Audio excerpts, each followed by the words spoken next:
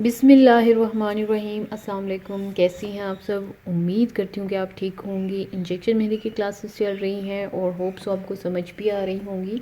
अच्छा जी, आज की क्लास क्या है? आज क्लास आखिरकार हम लोग जो है वो डिज़ाइन पर पहुँच गए हैं। और आज जो हम डिज़ाइन इंजेक्शन मेहंदी से बनाने वाले हैं वो क्या है, वो मेरी कोशिश है कि सबसे ईजी हो, उसमें कम से कम एलिमेंट्स का इस्तेमाल हो। कम से कम एलिमेंट्स का मतलब ये है कि मुख्तलिफ़ किस्म के एलिमेंट्स होते हैं, तो कोशिश मेरी ये होगी कि उसमें 1, 2 या 3 एलिमेंट्स का इस्तेमाल किया जाए ताकि आप लोग ईज़िली कर सकें। अब आपने ये काम किस पे करना है? अगर बुक है तो बुक में तो यही डिज़ाइन है, ले लें। अगर बुक नहीं है तो परचेज़ कर ली। नहीं है तो आपने क्या करना है कि हार्ट ड्रॉ कर लेना है, जैसे मैंने आपको पेंसिल का डिज़ाइन बनाते वक्त आपको सजेशन दी थी उसी तरीके से। लेकिन इस बार आपने क्या करना है कि पेपर पर नहीं करना, आप कम से कम स्केच बुक ज़रूर लें, क्योंकि उसका जो स्टफ़ होता है उस पर आप इंजेक्शन मेहंदी से ज़रा काम ईजी कर सकते हो। नहीं है तो कोई फ़ाइल ले लो ट्रांसपेरेंसी, उसके अंदर पेज रख के उस पेज के ऊपर हार्ट ड्रॉ करके तो आप कर सकते हो। तो चलिए जी, आइए स्टार्ट करते हैं। बहुत ईजी है, ठीक है। इस हवाले से आपने सेम टू सेम यही डिज़ाइन बनाना है, अपना टाइम भी नोट कर लेना है, जो जो मैंने टिप्स बताई हैं उनको फॉलो भी आपने करना है। और यहाँ पर मैं आपको इस डिज़ाइन में यूज़ होने वाले एलिमेंट्स जो है, इस बुक में आपको हर डिज़ाइन के साथ जो एलिमेंट्स यूज़ हुए हैं वो पूरी लिस्ट मिलेगी। तो यहाँ पे भी अभी आपको नज़र आएगा, आपने मुझे बताना है पॉइंट आउट करके कि इसमें कर्व्स ये हैं, इसमें ये हैं, इसमें ये हैं, ताकि मैं देख सकूँ कि आपको इनके नाम याद हैं कि नहीं। तो चलिए जी, स्टार्ट करते हैं। और साथ साथ मैं आपको टिप्स भी दूंगी, आपने वो भी फॉलो करना है और ये डिज़ाइन भी बनाना है। एक बात याद रखें कि जब भी आपको डिज़ाइन बनाने के लिए दिया जाता है और उसकी वीडियो दी जाती है और आपको बनाते हुए दिखाया जा रहा होता है, तो अक्सर लोग क्या कहते हैं, वो कहते हैं कि हमें इसकी पिक्चर भेज दें, हम देख के लगा लेंगे। यानी वो कहते हैं कि हमें वीडियो ना देखनी पड़े कि वो बंदा कैसे लगा रहा है। तो देखिए, वीडियो बनाने का मकसद ये है, या लगाते हुए दिखाने का मकसद ये है कि आपको ये आइडिया हो जाए कि कौन सा एलिमेंट पहले लगाना है, किस डायरेक्शन में लगाना है, डिज़ाइन कहाँ से स्टार्ट हो रहा है, कहाँ पे एंड हो रहा है, क्योंकि इसमें काफ़ी सारी चीज़ें होती हैं। और वो इंशाल्लाह आज जब मैं लगाऊंगी तो साथ साथ आपको बताती भी जाऊंगी। तो प्लीज़ देख के लगाया करें, वीडियो देख के। ये कम से कम एक दफ़ा वीडियो पूरी देख लिया करें, फिर उसके बाद बेशक आपके पास डिज़ाइन आ गया, अब आपको समझ आ गई है, फिर आपके लिए इजी हो जाएगा, फिर देख के भी आप आसानी से लगा सकोगे। जैसे आपके पास है एक डिज़ाइन जो मैं भी लगाने जा रही हूँ, आप उसकी वीडियो देखते होगे, फिर मैंने कौन सा स्टेप पहले किया, उसमें मैंने क्या क्या बताया, और फिर आप उसकी पिक्चर ले लेते हो, स्क्रीनशॉट लेके, फिर आप उसको देख के लगाने की कोशिश करते हो, तो आपके लिए ईजी हो जाएगा। चलिए जी, स्टार्ट करते हैं। अच्छा जी, तो हम अब ये डिज़ाइन बनाने जा रहे हैं। जैसे कि मैंने आपको कहा कि मैं स्टार्टिंग में कोशिश करूँगी कि सिंपल और इजी डिज़ाइंस जो हैं वो इंजेक्शन से हम अप्लाई करना सीखें। तो मैं अपनी डिज़ाइन जो है इस बुक से, जो जैसे मैंने आपको बताया कि बना रही हूँ, यहाँ पर हम सबसे पहले स्टार्टिंग पॉइंट हमारा क्या है, वी शेप और उसके ऊपर फ्रिल वाले फ्लावर्स।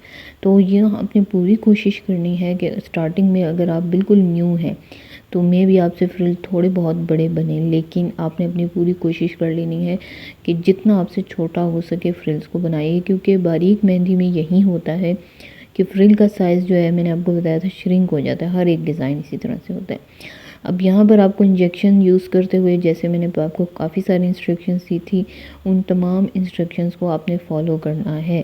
और अपने पास एक कपड़ा, टिश्यू लाजमी रखें, ठीक है। और बीच में बार बार जो इंजेक्शन का नोज़ल है उसको साफ़ करते रहें, क्योंकि क्या होता है कि स्टार्टिंग में हमें इतना आइडिया नहीं होता है, इतना एक्सपीरियंस नहीं होता कि इससे लगातार मेहंदी निकल रही है। और जिसकी वजह से क्या होता है कि जब हम कभी अप्लाई करने लगते हैं ना, या कोई लाइन या कुछ भी लगाने लगते हैं, कोई चीज़, कोई भी ड्राइंग करने लगते हैं इंजेक्शन से, तो बहुत ज़्यादा मेहंदी निकलना शुरू हो जाती है। और उसकी वजह ये होती है कि हम बहुत आहिस्ता आहिस्ता कर रहे होते हैं, ठीक है। जितना हमारी स्पीड तेज़ होगी उतना, मैंने आपको बताया कि बारीक लाइंस होंगी। अच्छा, ये ख्याल रखें, इस बात का बहुत ज़्यादा आपने ख्याल रखना है। स्पीड तेज़ करने का ये मतलब भी नहीं है कि बिल्कुल फर यहाँ जो मेरी वीडियो है ये तो खैर इसको मैंने तेज़ किया हुआ है, मैं बहुत आहिस्ता से लगा रही हूँ, और इसीलिए लगा रही हूँ, ठीक है, ताकि आप लोगों को जो है ना ये वीडियो जो है थोड़ा देखने में ईजी हो, ठीक है।